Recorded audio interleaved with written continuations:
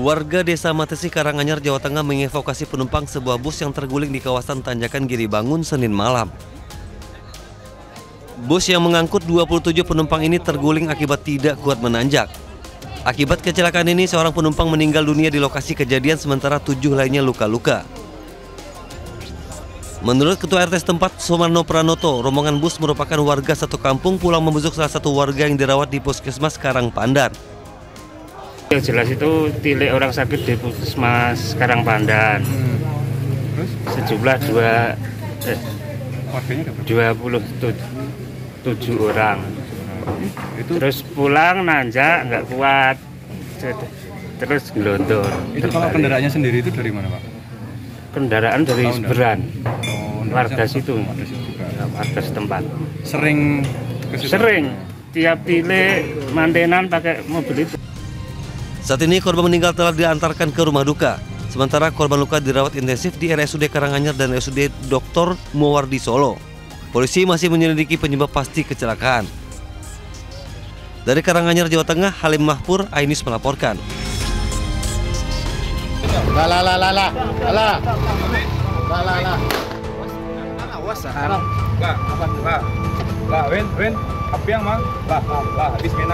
Petugas yang mendapatkan informasi keberadaan salah satu pelaku berinisial W berada di sebuah bengkel langsung bergerak cepat dan berhasil meringkus pelaku.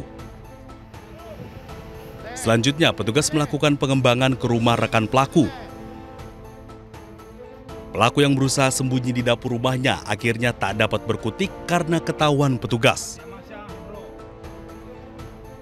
Ketiga pelaku nekat mencuri tiang besi yang digunakan sebagai penyangga jaringan listrik dan internet, menyebabkan terganggunya penerangan dan kelancaran jaringan internet di kawasan tersebut. Polisi menyita 11 tiang besi dan alat pemotong logam yang digunakan dalam aksi pencurian. Si pelaku mengakui perbuatannya, jadi si pelaku juga bercerita dan memberikan keterangan daripada peran-peran mereka masing-masing. Jadi setelah itu kita boyong si pelaku ke posko dan kita interogasi lebih lanjut di mana saja TKP-nya dan berapa dijual dan kepada siapa dijual. Ketiga pelaku terancam hukuman mencapai 7 tahun penjara. Dari Kota Padang, Sumatera Barat, Budi Sunandar, iNews melaporkan.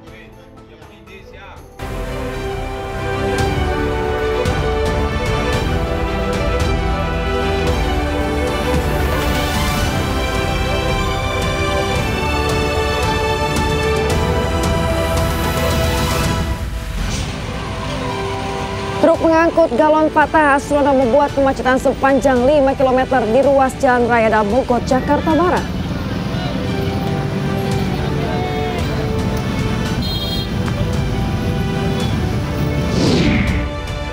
Petugas Haji Indonesia siapkan skema khusus saat puncak haji untuk jemaah lansia dan disabilitas di Arafah, Musdalifah, dan Mina.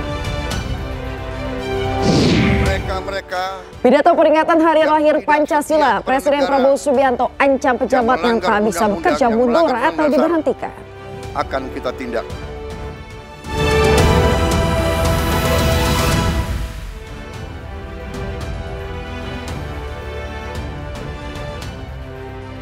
Halo, selamat pagi pemirsa. Senang sekali Ajus Pagi kembali hadir untuk melengkapi informasi Anda pagi hari ini. Selain 3 berita utama tadi, sejumlah informasi menarik lainnya juga telah kami siapkan untuk Anda. Bersama saya Yasmina Tania. Dan saya Bayu Pradana. Inilah Ajus Pagi selengkapnya untuk Anda.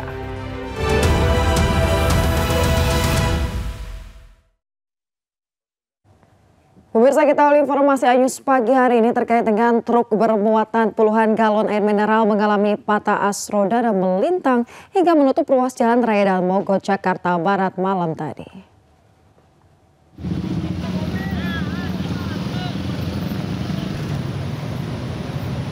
Truk galon air ini melintang dan menutupi hampir satu ruas jalan. Hal ini membuat kemacetan panjang terjadi di ruas Jalan Raya Daan Mogot hingga Grogol sepanjang 5 km. Menurut saksi mata, insiden ini terjadi saat truk akan memutar balik dari arah Cengkareng menuju Kalideres, Jakarta Barat. Tiba-tiba mengalami patah pada bagian as roda. Sejumlah petugas kepolisian yang berada di lokasi langsung melakukan pengaturan arus lalu lintas untuk mengurai kemacetan. Evakuasi truk berlangsung selama 1 jam menggunakan mobil derek dari Ditlantas Polda Metro Jaya.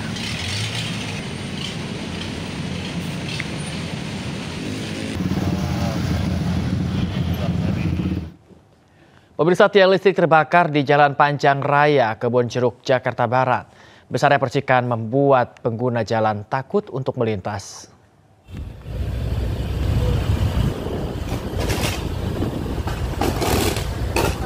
Udah upaya pakai 4 apar tapi nggak bisa padam.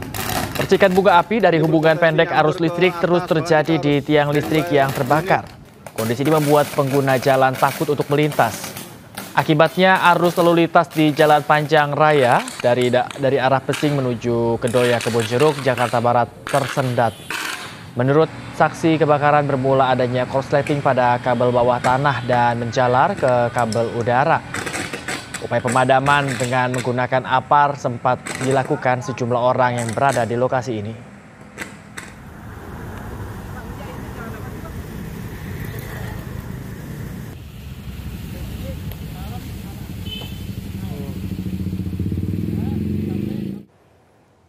Pemirsa, aksi tawuran antar pemuda meresahkan masyarakat di kawasan Belawan, Kota Medan, Sumatera Utara.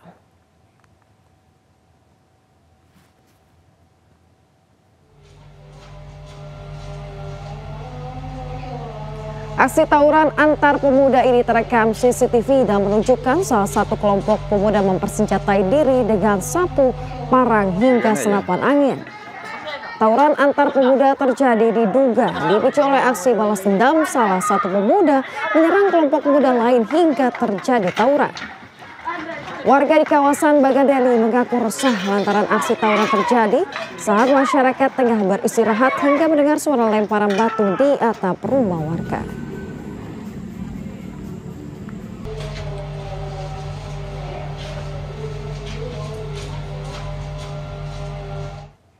Pemirsa, tim SAR gabungan kembali menemukan satu jenazah korban longsor tambang batu Gunung Kuda di Kabupaten Cirebon, Jawa Barat.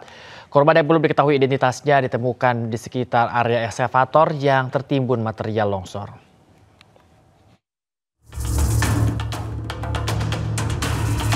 Upaya pencarian korban longsor tambang batu Gunung Kuda di Desa Cipanas, Kecamatan Duku Puntang, Cirebon, Jawa Barat kembali membuahkan hasil. Pada Senin siang, tim SAR gabungan kembali menemukan satu jenazah yang terkubur di antara material longsor. Jasad korban dievakuasi dari posisi awal di area tengah tak jauh dari eskavator. Posisi ini sesuai dengan deteksi awal dari anjing pelacak yang sebelumnya mengendus 4 titik di area tersebut. Ini dan tadi ditemukan lagi satu mayat. Tapi masih belum diketahui namanya siapa. Tadi dibawa ke rumah sakit Arca Pinang. Tadi di identitasnya perempuan atau laki-laki namanya siapa.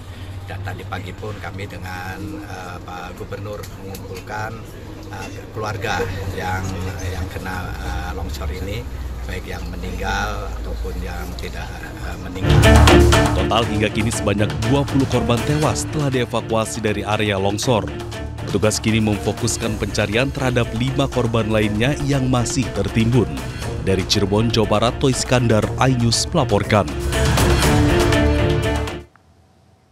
Pemirsa, jelang Lebaran Idul Adha, suasana di Pelabuhan Nusantara, Kota Parepare, Sulawesi Selatan mulai dipadati oleh penumpang kapal.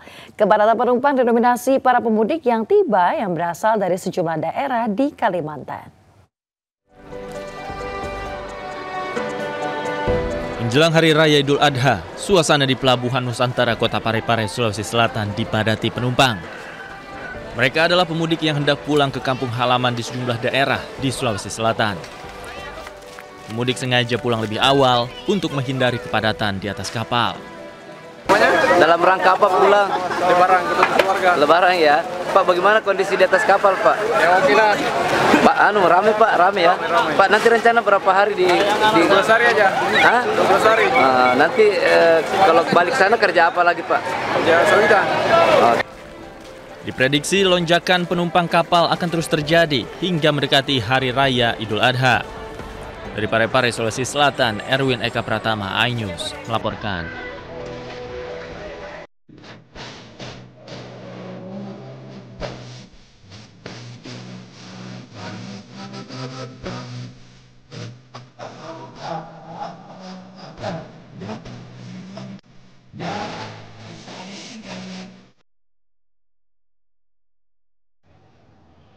Sekarang kita menuju ke informasi haji pemirsa. Seluruh jemaah calon haji Indonesia sebanyak 203.149 jemaah telah tiba di kota Mekah, Arab Saudi. Kini para jemaah memasuki masa tenang sebelum menjalani puncak ibadah haji di Ar-Muznah.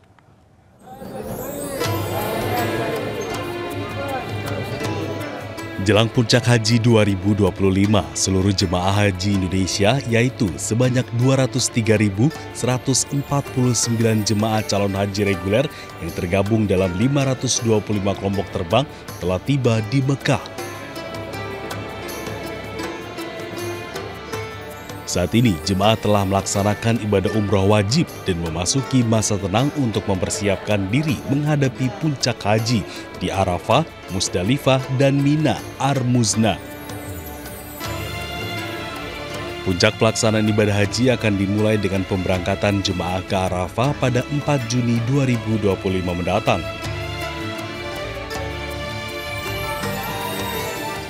Petugas penyelenggara ibadah haji atau PPIH mengimbau para jemaah agar terus menjaga kekompakan, mengikuti arahan petugas dan memperbanyak doa selama puncak haji di Ar-Muznah. PPIH juga telah menyiapkan skema pengaturan dan melakukan pengecekan terhadap fasilitas jemaah untuk mengantisipasi kepadatan saat puncak haji yang akan menjadi tantangan tersendiri bagi jemaah haji Indonesia. Dari Mekah, Arab Saudi, Tim Liputan iNews melaporkan. Pemirsa, untuk mengetahui informasi terkini terkait pendorongan jemaah calon haji ke Arafah, kita terhubung dengan Kasatops Ar-Muznah, Kolonel Laut Harun Ar-Rasyid. Selamat pagi Pak Harun, waktu Indonesia, bagaimana mekanisme pendorongan jemaah haji ke Arafah saat ini? Selamat pagi Mbak Yasmin, tapi di sini masih malam nih Mbak, pukul 12. Untuk mekanisme pendorongan jamaah haji kita tanggal 4 Juni besok ya, bertepatan dengan tanggal 8 Zulhijjah. Tepatnya itu di hari Rabu nanti tanggal 8. Kita akan laksanakan pendorongan jamaah haji ini melalui 3 trip. Pertama di pukul 7 sampai pukul 11. Kemudian pukul 11 sampai 16, kemudian pukul 16 sampai 21. Itu mekanisme yang akan kita lakukan dalam rangka pendorongan jamaah haji Indonesia menuju ke Arafah, Mbak. Ya, baik. Pak Harun, lantas apakah ada kendala tertentu yang dihadapi oleh petugas dalam pendorongan jemaah calon haji ini, Pak? Ya, kita mengantisipasi adanya antrian dan juga kepadatan di jalan atau kemacetan. Juga kita memitigasi juga dengan adanya penumpukan jamaah ketika akan diberangkatkan. Nah ini yang ada perlu kita mitigasi dan perlu kita persiapkan skenario dengan baik sehingga tidak terjadi antrian panjang bagi jamaah yang akan kita berangkatkan menuju ke Arafah pada tanggal 8 Zulhijjah tersebut. Baik, Pak Harun, lantas Pak, untuk detail program pengamanan nanti yang diterapkan oleh petugas Satuan Operasional Ar-Muznah ini seperti apa Pak? Mungkin bisa diceritakan lebih detail Pak. Baik, untuk program pengamanan jamaah haji kita di Puncak Haji Ar-Muznah mulai tanggal 9, 10, 11, 12, dan 13 Zulhijjah, ini akan ada pembentukan adanya Satgas, Satuan Tugas yang kita bentuk di setiap daerah kerja, yang dalam hal ini PPIH telah menentukan 3 daerah kerja Mekah, Madinah, dan juga bandara. Ketika puncak haji ini, daerah kerja bandara akan kita sebut dengan Satgas Arafah, sedangkan daerah kerja Mekah kita jadikan sebagai Satgas Musdalifah, dan Dakar Madinah itu akan kita jadikan sebagai Satgas Mina. yang bekerjanya relatif cukup lama selama 3 malam 4 hari nanti di Mina. Untuk program-program pengamanan, pemantauan dan juga memberikan rasa aman dan nyaman jamaah haji kita melakukan puncak haji dalam wukuf di Arafah, mabit di Muzdalifah dan juga mabit di Mina, kita akan bentuk beberapa sektor, di antaranya sektor ad hoc 1-8, baik itu di Arafah, di Muzdalifah maupun Mina. Kemudian kita bentuk juga pos-pos pantau pengamanan jalur, baik itu jalur dari tenda-tenda menuju ke Jamarot, juga kita bentuk juga dari jalur yang menuju ke Jamarot lantai atas, itu kita akan petakan juga 5 titik pos yang bernama MCR, Mobile Crisis Rescue. Ini tujuannya adalah untuk memberikan rasa aman dan juga bisa membantu langsung ketika ada jamaah kita yang membutuhkan pertolongan ketika pulang maupun pergi dari melempar jumroh. Begitu Mbak Yasmin. Baik, terima kasih banyak atas laporan Anda, Kasat Ops Armuzna Kolonel Laut Harun Ar-Rasyid. Selamat bertugas kembali Pak Harun. Ya, pemirsa, panitia penyelenggara ibadah haji Arab Saudi menyiapkan skema khusus saat puncak haji. Petugas akan evakuasi estafet untuk menangani jemaah haji Indonesia, terutama lansia dan juga disabilitas saat menjalani puncak haji di Arafah, Muzdalifah, dan Mina.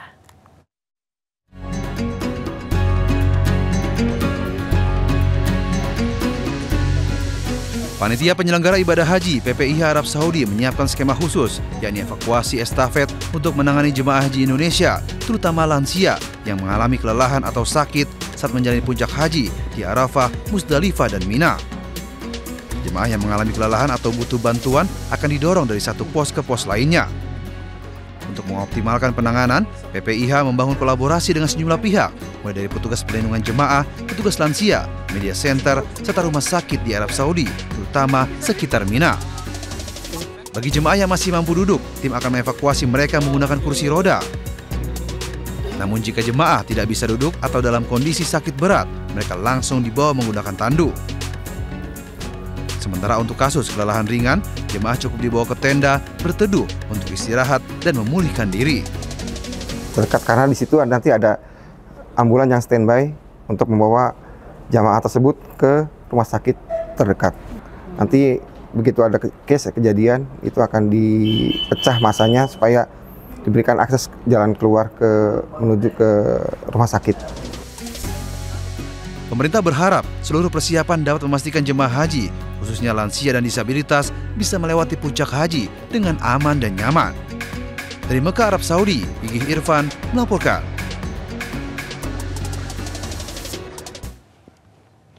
Pemirsa, jelang puncak haji, tim keamanan gabungan Arab Saudi perketat pengawasan semua titik. Pemerintah Arab Saudi menjamin keamanan dan keselamatan jemaah dalam pelaksanaan ibadah haji 2025. Dan pemirsa, berikut wawancara eksklusif jurnalis senior iNews Syafril Nasution dengan Dirjen Pasukan Pertahanan Sipil Arab Saudi.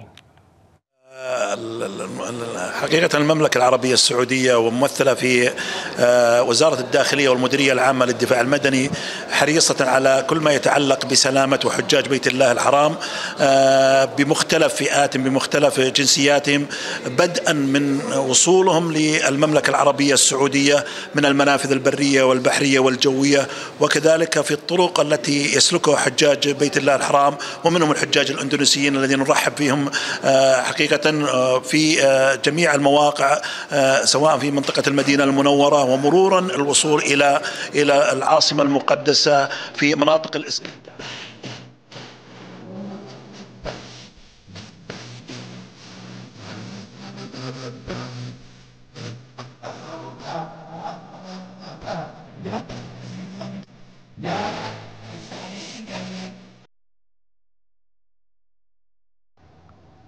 Kita beralih ke informasi lain, pemirsa. 2 penjamret sadis yang menyasar pejalan kaki diringkus polisi di tempat persembunyiannya di Tanah Merah, Jakarta Utara. Pelaku mengincar sasaran korban yang sedang bermain ponsel.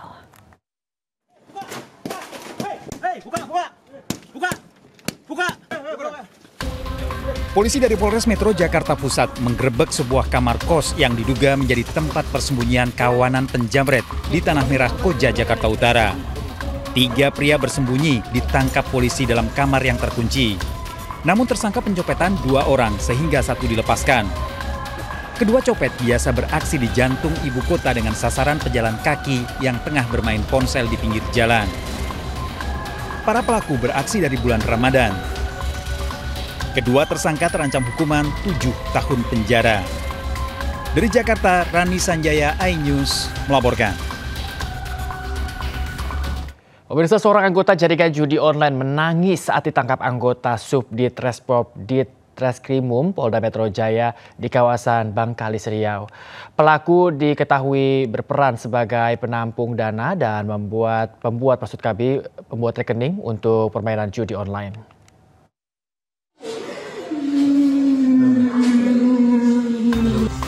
Penyidik Ditreskrimum Polda Metro Jaya menangkap seorang pria berinisial H, anggota jaringan judi online internasional di daerah Bengkalis Riau.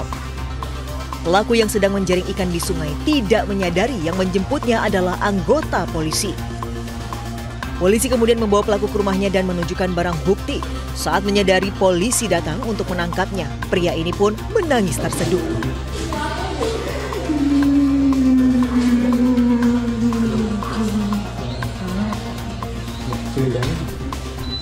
Dalam penggeledahan, petugas menemukan kartu ATM dan telepon genggam. H diduga berperan sebagai penyedia rekening untuk deposit judi online, menampung dan mentransfer dana ke bandar judi, serta membuat logo dan tampilan situs online. Pelaku berikut seluruh barang bukti kemudian dibawa ke Polda Metro Jaya. Atas perbuatannya, pelaku dijerat pasal berlapis tentang Undang-Undang ITE dan tindak pidana pencucian uang. Dari Jakarta, Helmi Sajangbati, iNews melaporkan.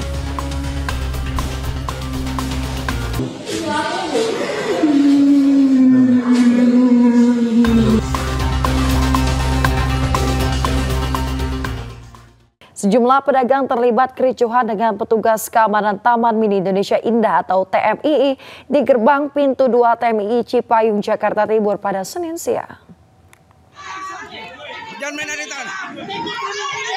Jangan ada main tangan, jangan ada main tangan. Ketegangan terjadi saat puluhan pedagang yang biasa berjualan di pintu 2 TMII Cipayung, Jakarta Timur tiba-tiba dilarang berjualan dan diusir oleh pihak keamanan Taman Mini.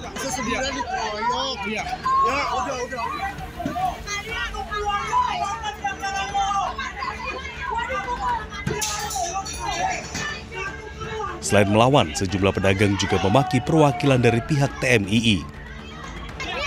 Jangan,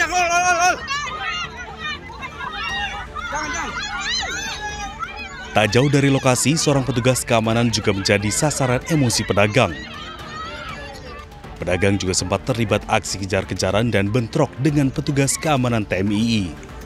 Menurut para pedagang, kericuan terjadi lantaran mereka tak terima diusir secara kasar. Tadi gitu, ya Pak, saya baru nyampe, pantas sabar ya Pak ya. Lu beresin semua, tadi gitu. Udah tahu lu nggak boleh dagang, kata dia gitu. Masih aja lu dagang di sini. Pak, saya orang sini Pak, bukan orang mana. Bapak lompat pagar udah rumah saya, kata saya gitu. Lu udah nggak boleh dagang, masih dagang aja. Lu katanya lapor aja sana ke kedutaan, dia mau ke kedutaan, kata dia gitu.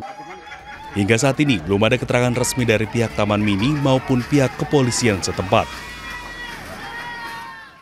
Pemirsa, ratusan pedagang di Pasar Bogor melakukan aksi long march dalam unjuk rasa menolak relokasi. Mereka menuntut pengelola pasar menghentikan rencana revitalisasi pasar tersebut.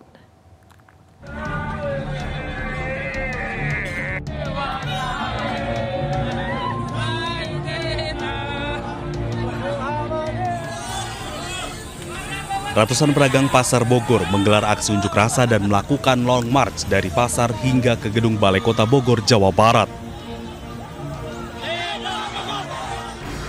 Massa membentangkan spanduk berisi kalimat protes atas keputusan pengelola pasar yang akan merevitalisasi Pasar Bogor dalam waktu dekat. Para pedagang menolak keras direlokasi ke Pasar Jambu 2 dan Pasar Sukasari yang disiapkan oleh pemerintah Kota Bogor. Mereka menilai surat yang dikirimkan pengelola pasar untuk mengosongkan lahan sebagai bentuk ancaman dan relokasi akan merugikan pendapatan para pedagang. Sementara Pemkot Bogor menyebut langkah relokasi diambil untuk meningkatkan pelayanan karena area pasar akan segera dikosongkan untuk dilakukan pemugaran. Usai menyampaikan aspirasinya, masa aksi membubarkan diri dengan tertib. Namun mereka mengancam akan kembali menggelar unjuk rasa dengan jumlah massa yang lebih besar jika tuntutannya tak dipenuhi. Dari Bogor, Jawa Barat, Andi Firmansyah, iNews melaporkan. Sidak Wakil Bupati Sidoarjo Mimik Idayana ke sebuah perusahaan yang diduga menahan ijazah karyawan di Sidoarjo, Jawa Timur, Senin siang diwarnai kericuhan.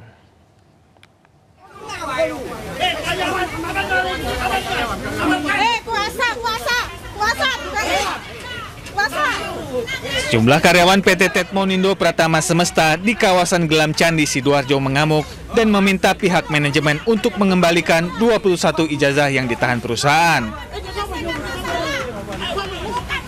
Sementara itu, pihak manajemen perusahaan beralasan karyawan harus mengganti sejumlah barang milik pabrik yang hilang. Kami sudah baik-baik mau buka. Didampingi Kepala Dinas Tenaga Kerja Sidoarjo, Wakil Bupati Sidoarjo Mimik Idayana sidak ke lokasi dan menemui manajemen perusahaan. Mimik Idayana menegaskan jika seluruh ijazah karyawan yang ditahan akan segera dikembalikan.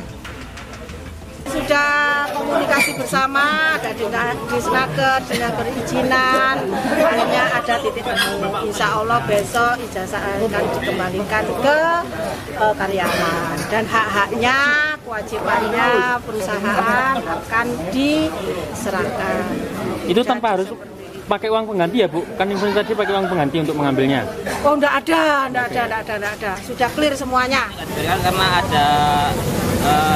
ada perselisihan sedikit Pak, ada yang kehilangan barang. Untuk karyawan itu sudah ada tanda tangan perjanjian kontrak untuk pengganti barang yang hilang tadi Pak. Sebesar 250.000 tiap bulan selama 2 tahun.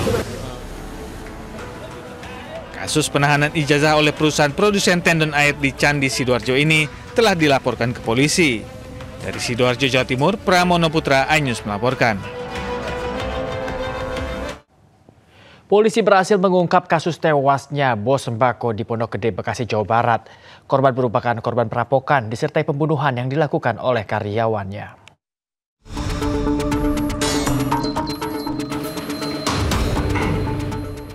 Pelaku berinisial AS ditangkap Subdit Resmob, Ditreskrimum Polda Metro Jaya saat bersembunyi di hotel mewah di kawasan Tangerang Selatan, Banten, Minggu dini hari.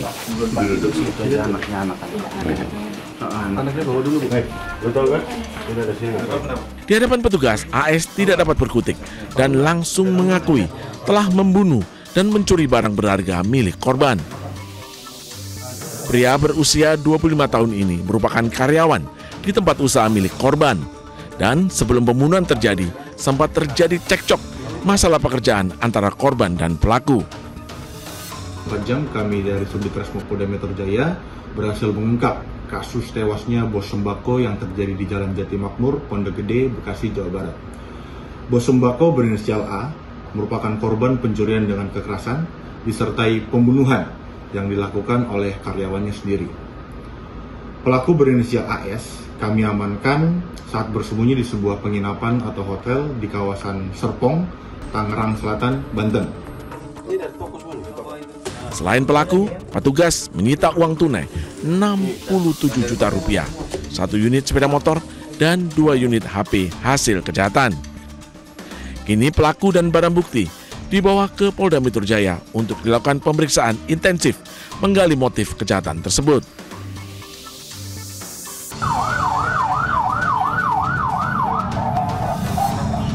Sebelumnya, warga Jati Makmur Pondok Gede, Kota Bekasi digemparkan dengan tewasnya Alek, 65 tahun, seorang juragan sembako. Korban ditemukan dengan kondisi bersimbah darah dan tertutup kardus di tempat usahanya toko sembako Immanuel yang terletak di Jalan Raya Jati Makmur, Bekasi. Dari Jakarta, Helmi Sajangbati, iNews melaporkan. Pemirsa, polisi melakukan olah TKP di lokasi Pasutri yang menjadi korban perampokan. Keluarga suami korban mendesak polisi segera mengungkap dan menangkap pelaku. Tim gabungan dari Inafis Satreskrim Polresta Serang Kota dan Polda Banten melakukan olah tempat kejadian perkara di perumahan pasangan suami istri yang diduga menjadi korban perampokan di Kecamatan Walataka, Kota Serang, Banten. Keluarga suami korban mendesak pihak kepolisian agar segera mengungkapkan dan menangkap pelaku yang diduga melakukan perampokan hingga menewaskan korban perempuan. Sementara itu, kakak kandung suami korban membantah kabar yang menyebutkan adanya perselisihan soal jual beli tanah. Kalau masalah jual beli tanah, setahu saya ya, adik saya bukan menjual tanah, malah membeli ya. Tapi setahu saya masalah jual belinya nggak ada permasalahan kok sampai sekarang. Jadi kalau masalah beli tanah, adapun berita-berita di media sosial yang kurang enak kalau itu hoax. Kita dari pihak keluarga mengklaim itu bahwa itu hoax ya. Dan kami pastikan itu tidak benar. Hingga kini suami korban masih belum dapat dimintai keterangan karena kondisinya masih trauma. Melaju dengan kecepatan tinggi, dua pemotor bertabrakan adu banteng di Jalan Kesuma Bangsa, Kalianda, Lampung Selatan. Akibat kejadian tersebut, 2 orang tewas di tempat, sementara 2 penumpang lainnya luka berat.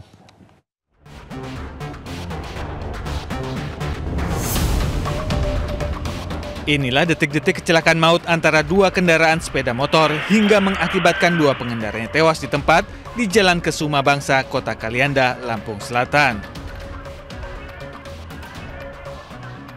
Peristiwa naas terjadi diduga disebabkan oleh pengendara sepeda motor jenis Matic melaju dengan kecepatan tinggi. Tiba-tiba melebar ke kanan jalur, lalu menabrak sepeda motor dari arah berlawanan. Akibat kejadian tersebut, 2 orang tewas di tempat kejadian lantaran menderita luka di bagian kepala. Sementara 2 orang korban lainnya mengalami luka berat dan mendapatkan perawatan intensif di Rumah Sakit Bob Bazar, Kalianda. TKP 1 korban ya meninggal dunia, kemudian 3 korban lainnya dibawa ke Rumah Sakit Bob Bazar, Kalianda. Kasus laka lantas tersebut ditangani oleh Satlantas Polres Lampung Selatan untuk dilakukan penyelidikan untuk pengendara yang ditetapkan menjadi tersangka. Dari Lampung Selatan, Lampung, Heri Fulistiawan, iNews melaporkan. Pemirsa, 2 siswa sekolah dasar meninggal dunia akibat tenggelam di Sungai Pepe, Solo, Jawa Tengah. Keluarga korban histeris melihat jasad dievakuasi dari sungai.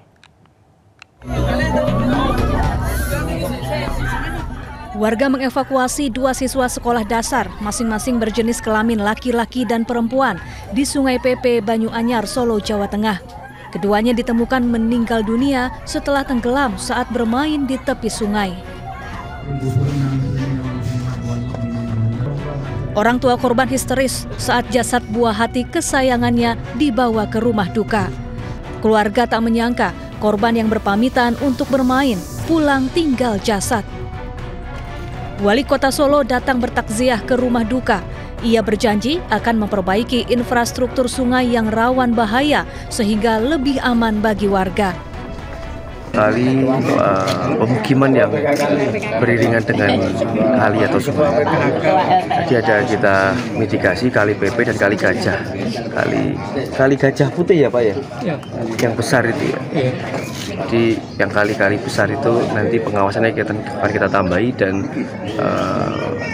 infrastruktur di sekitar untuk keamanan warga, dan saya himbau untuk orang tua mohon pengawasan terhadap anak bisa menjadi prioritas.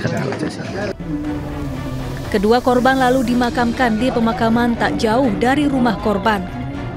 Warga juga diminta mengawasi anak-anak agar menjauhi area sungai.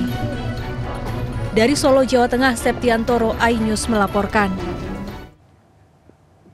Pemirsa, Presiden Prabowo memuji diet Megawati Soekarno Putri yang dinilai berhasil saat bertemu di peringatan Hari Lahir Pancasila. Informasi selengkapnya akan hadir usai jeda berikut ini, tetaplah di News Pagi.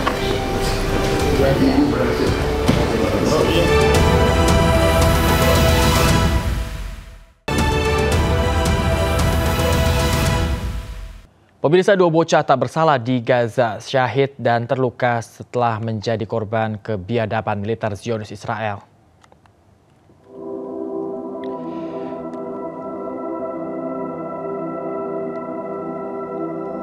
Aksi tak berkeperimanusiaan kembali terjadi di Gaza, Palestina.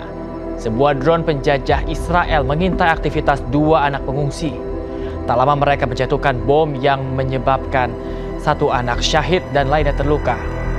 Sementara itu di Deir al-Balah, Gaza, seorang anak bernama Muhammad Hussein Al-Kilan dan seluruh keluarganya syahid setelah Israel membombardir rumahnya.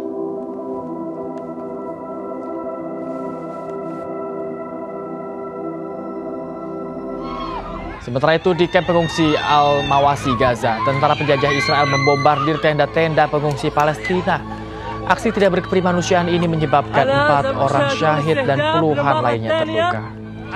Sebelumnya Zionis Israel menetapkan Al-Mawasi sebagai kawasan aman. Namun sejak berakhirnya kesepakatan gencatan senjata, negara apartheid ini terus membombardir kawasan Gaza tanpa pandang bulu.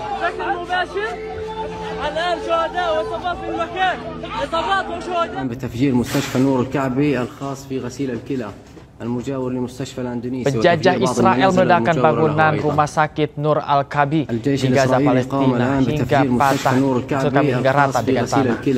Menurut saksi mata, pasukan Zionis menempatkan sejumlah alat peledak di sekitar bangunan yang berada tidak jauh dari rumah sakit Indonesia. Gedung Abu Safia yang berada di sekitarnya juga ikut hancur akibat ledakan ini. Rumah sakit yang terletak di utara Gaza ini telah dikosongkan sejak pengepungan yang terjadi beberapa waktu lalu.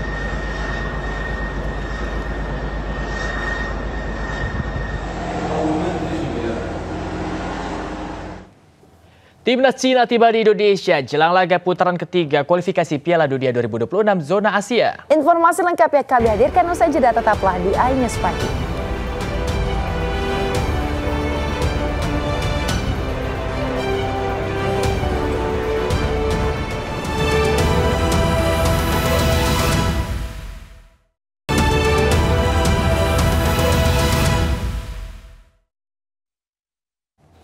Anda kembali di iNews Pagi pemirsa, sejumlah daerah di Jawa Barat mulai berlakukan jam malam pelajar. Ya, di Sukabumi dan Purwakarta, pelajar yang terjaring razia sedang nongkrong di atas jam 9 malam ditegur lalu dipulangkan.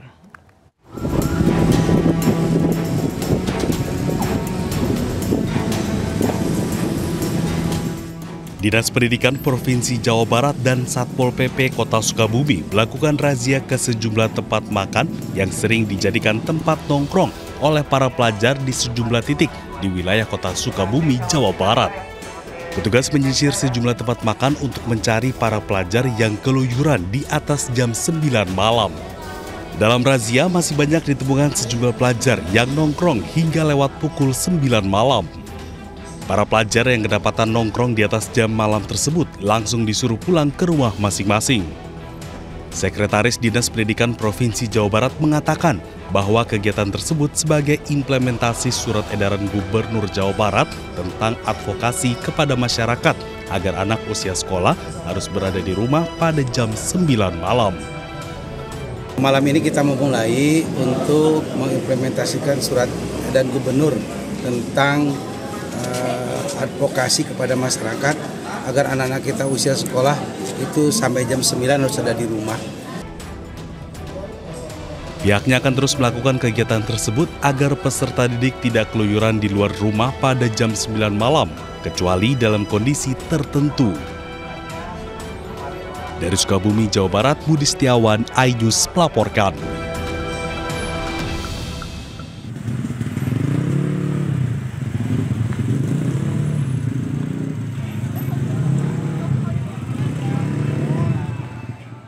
Pemberlakuan jam malam bagi para pelajar di Purwakarta mulai diberlakukan.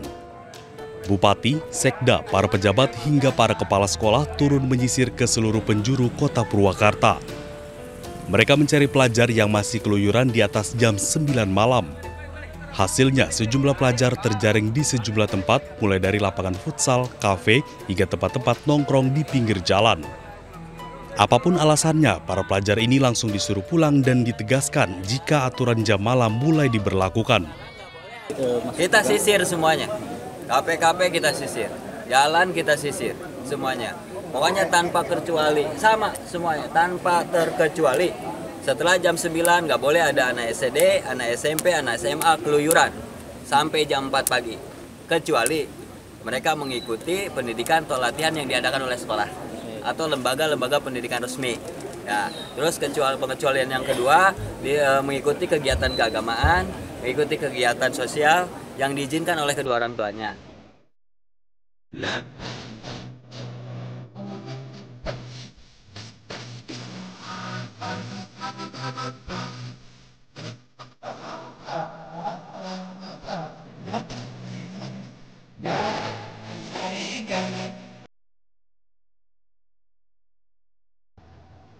Pemirsa, 3 warga negara Indonesia ditemukan oleh aparat keamanan Arab Saudi di wilayah Gurun Jumun, Mekah dalam kondisi dehidrasi berat. 1 diantaranya meninggal dunia.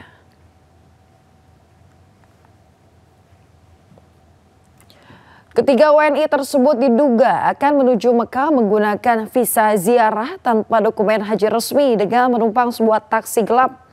Diduga ketiganya dipaksa turun di tengah Gurun Jumun saat cuaca ekstrim karena sopir taksi takut tertangkap petugas patroli. Kejadian ini dibenarkan oleh Konsulat Jenderal Republik Indonesia Jeddah. Sebelumnya 3 WNI bersama 10 WNI lainnya sempat tertangkap razia aparat keamanan Saudi dan diusir ke Jeddah, namun ketiganya tetap berupaya kembali ke Mekah melalui jalur tidak resmi. Saat ini jenazah korban sudah dimakamkan, sementara pihak KJRI Jeddah telah berkomunikasi dengan pihak keluarga korban di Madura.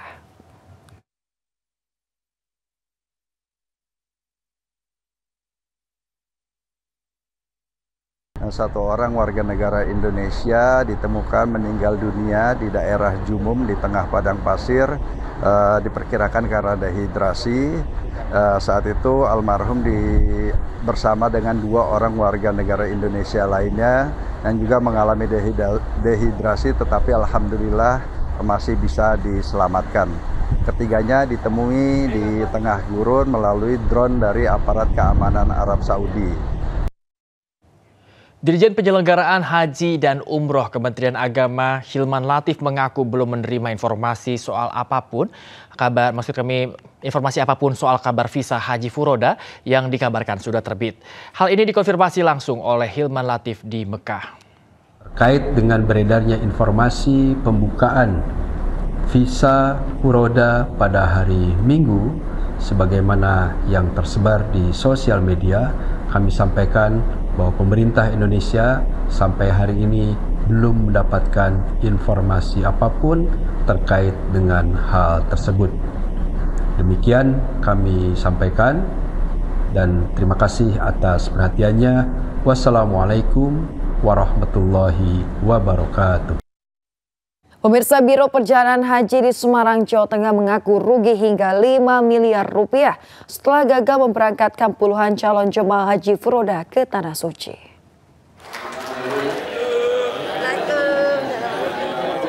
Sebanyak 91 calon jemaah haji khusus dari Biro Perjalanan Fatimah Zahra Semarang, Jawa Tengah diberangkatkan Sabtu kemarin. Sementara itu sebanyak 37 calon jemaah haji Furoda gagal diberangkatkan karena visa tidak diterbitkan oleh Kerajaan Arab Saudi. Meski kecewa, para jemaah mengaku ikhlas dan berharap bisa diberangkatkan tahun depan. Sementara pihak Biro Perjalanan mengaku rugi hingga 5 miliar rupiah karena sudah terlanjur membayar tiket pesawat dan juga hotel bintang 5 di Mekah dan Madinah, Arab Saudi. Depan baik. Nah, semoga evaluasi Furoda ini menjadi pintu masuk dari evaluasi pemerintah secara keseluruhan terhadap pengelolaan haji. Masyarakat Pekalongan ada yang lapor nggak soal Furoda? Beberapa ada masuk begitu tapi karena itu jalur di formal Biro Travel ya.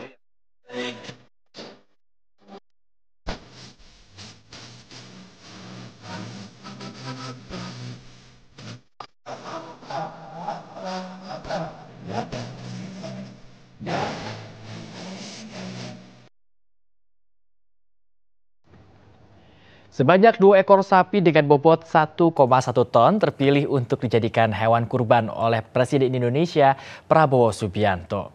Rencananya 2 sapi tersebut akan diserahkan ke Masjid As-Solihin, Koja, Jakarta Utara.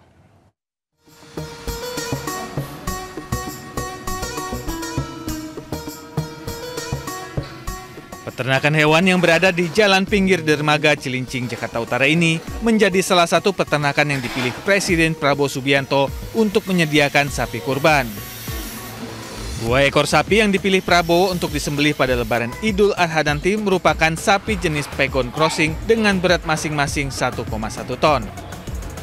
Rencananya sapi ini akan diserahkan ke Masjid As-Solihin Koja, Jakarta Utara dan akan disembelih pada hari Sabtu.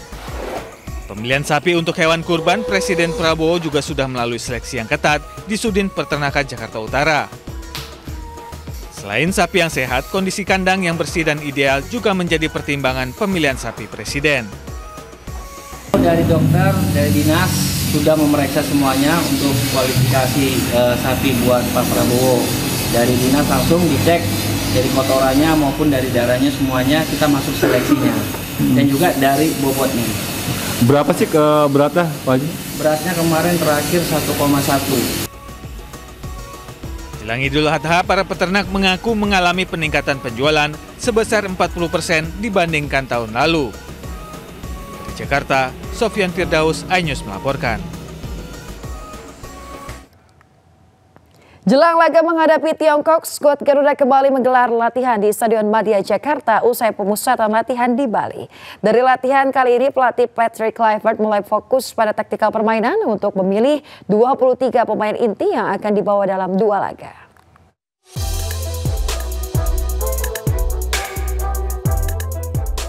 Skuad Garuda Senin malam melanjutkan pemusatan latihan yang digelar di Stadion Madia Jakarta usai pemusatan latihan di Bali. Dari latihan kali ini, tim pelatih mulai memantau perkembangan setiap pemain. Selain itu, dari latihan kali ini, pelatih timnas Patrick Kluivert pun mulai memfokuskan pada taktikal permainan untuk memilih 23 pemain inti yang akan dibawanya dalam 2 laga. Sementara Ketua PSSI Erick Thohir yang ikut memantau latihan memastikan skuad Garuda saat ini sudah lengkap dan siap memberikan permainan terbaiknya. Kita percaya sekarang tim nasional kita sudah punya kekuatan 2x11 yang saya selalu bilang. Kalau dulu ada 1-2 cedera kita udah pusing. Ya, sekarang dengan ada 2 goalkeeper ditambah lagi ada Nadeo, ya, ada Erlangga, saya rasa ini kan komposisi yang cukup dalam gitu. Sama juga di bek kanan, bek kiri, bek tengah, ya, lapangan tengah kita sudah mulai ada, masih kurang 1-2 mungkin ke depannya. Depan kita mungkin perlu tambah, tapi ya dengan kekuatan hari ini saya rasa keseimbangan tim sudah sangat bagus. Dari latihan kali ini, para pemain juga mempersiapkan fisik dan strategi dalam permainan untuk menyajikan permainan yang apik. Kiper Emil Audero yang diprediksi akan melakoni laga debutnya juga yakin seluruh pemain akan tampil maksimal 100%. I'm preparing the match as I always did, so I'm focused on the training and all my teammates we're doing a really good training session. So of course we're gonna give our 100%. So I think I'm not saying nothing, but I'm positive. Latihan akan kembali dilanjutkan Selasa besok untuk terus mematangkan kekompakan tim. Dari Jakarta, tim liputan iNews melaporkan. Sementara itu, timnas Cina tiba di Indonesia jelang putaran ketiga kualifikasi Piala Dunia 2026 zona Asia. Pasukan Branko Ivankovic mengincar kemenangan untuk menjaga asa ke pesta sepak bola dunia. Tim dengan julukan The Dragons tiba di Terminal 3 Bandara Soekarno-Hatta, Tangerang, Banten pada hari ini pukul 22:30 waktu Indonesia Barat. Timnas Tiongkok datang dengan membawa 25 pemain. 3 pemain diantaranya merupakan pemain naturalisasi, yaitu Serginho, Jiang Guangtai, dan Yang Mingyang. Jelang laga ini, pasukan Branko Ivankovic mengincar kemenangan. Sejatinya, Tiongkok harus bisa memenangi 2 laga tersisa melawan Indonesia dan Bahrain untuk menjaga asa ke pesta sepak bola dunia. How about the target for the match on Friday? Very important match for both teams, of course, and I expect the people, the fans will come and enjoy in the game. We had excellent condition, and of course, the only problem is same like in Indonesia. We didn't have so many time for preparation. Sekitar 3.000 supporter timnas Tiongkok akan menyaksikan langsung laga timnas Indonesia versus Tiongkok di GBK Senayan, Jakarta. Mendukung Tiongkok terbang dari sejumlah negara Asia Tenggara termasuk Vietnam, Thailand, Malaysia, dan juga Filipina. Dan pemirsa, informasi ini sekaligus menutup Anyus pagi hari ini. Dan Anda bisa menemukan informasi-informasi terbaru lainnya di www.anyus.id. Dan jangan lupa, tayangan berita Anyus juga dapat Anda saksikan kembali di kanal YouTube @officialanyus. Akhirnya, mewakili kerabat kerja yang bertugas, saya Bayu Pradana. Dan saya Esmiatania pamit undur diri pemirsa. Sesaat lagi Anda akan saksikan program Anyus Sport Pagi bersama rekan Galuh Pandu. Terima kasih atas perhatian Anda. Selamat pagi dan sampai jumpa.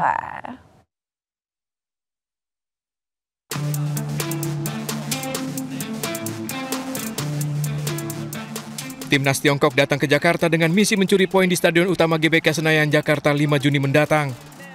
Selain itu, skuad Naga juga berambisi meraup kemenangan di laga terakhir melawan Bahrain pada 10 Juni. Pelatih Timnas Tiongkok Branko Ivanovic menyebut laga melawan Timnas Indonesia merupakan laga kunci. Pasukannya mengemban tugas berat karena Indonesia yang tampil di hadapan puluhan ribu fans fanatiknya lebih diunggulkan. Untuk memompa semangat tim, sekitar 3.000 supporter Tiongkok akan menonton langsung laga di Stadion GBK Senayan, Jakarta. Hal tersebut juga disampaikan Ketua Umum PSSI Erick Thohir. Kalau kita kemarin bisa menyambut supporter dari Saudi, dari Bahrain, dari Australia, sama ya support dari China juga kita harus sambut dengan baik gitu. Dan kita juga harapkan hal-hal seperti yang kemarin teguran FIFA karena ada diskriminasi nggak boleh terjadi lagi karena sayang. Karena itu kan menjadi sorotan juga dan saya berulang-ulang sepak bola tidak boleh ada diskriminasi, ya. Baik kita melawan tim luar negeri, tim nasional ataupun di antara kita sendiri. Ya, di liga tidak boleh ada acara-acara yang hal-hal yang justru menjatuhkan sesama anak bangsa. Ada berapa supporter Cina yang datang Pak? Katanya 3.000. 3.000. Selain langsung dari Tiongkok, pendukung Tiongkok juga bakal terbang langsung dari sejumlah negara Asia Tenggara termasuk Vietnam, Thailand, Malaysia, dan Filipina.